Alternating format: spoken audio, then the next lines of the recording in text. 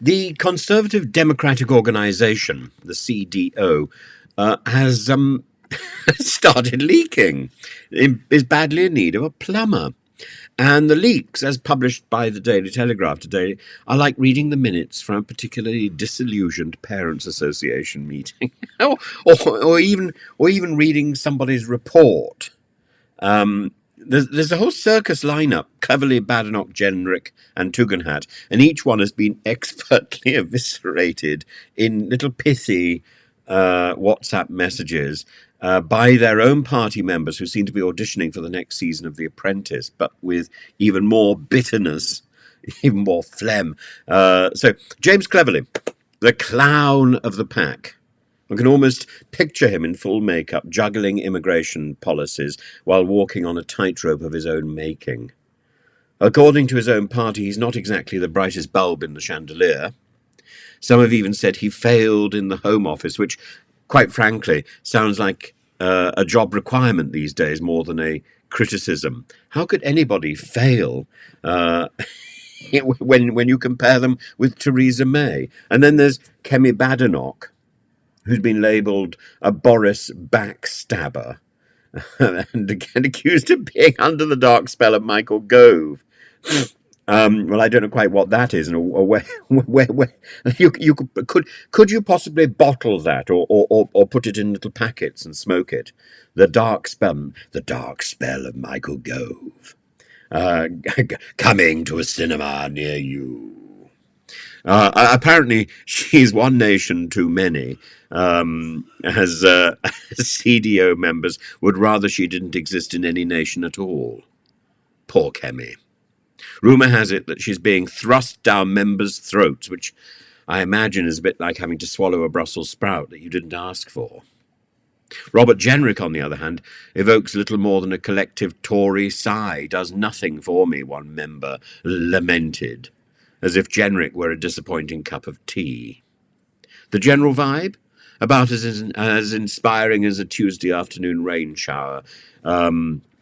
His attempted pivot from the centre hasn't won him any fans either.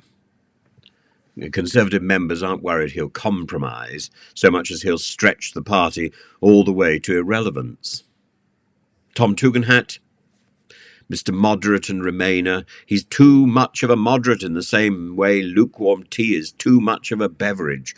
The CDO is decidedly unimpressed, fearing he'll try to unify everyone into a bland mismatch.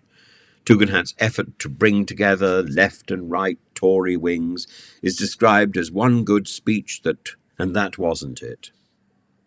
Clearly, the CDO prefers their candidates to be a little bit more flair, a little less unity, really anything other than Tom Tugendhat. I'm sorry, really. I'm sorry, because with Tugendhat gone, I think this is a trinity of doom that stares us in the face. And why should that matter if you're no longer, like me, a paying member of the Conservative Party, or if indeed you belong to the Labour ranks, if you are a Labour ranker?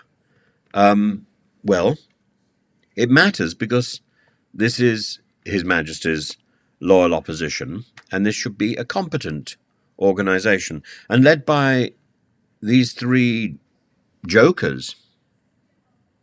I don't see that they can lead an opposition. I don't see any of them being able to lead. And the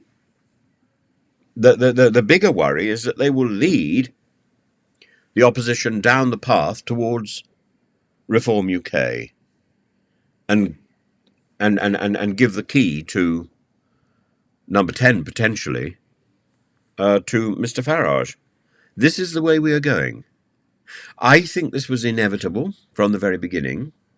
The much better option was to have Tugendhat as leader, split the party, send the right-wingers off to Reform, move the Lib Dems into opposition, and see what happens then. The Conservative Party would probably regroup and rebuild itself. The Reform Party would be as large as ever going to get.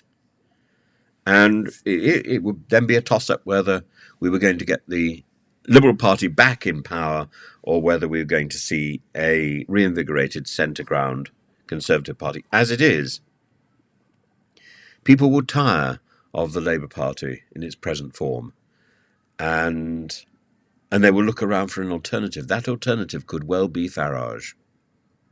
And that, I think, is something that should make anybody sit up and worry.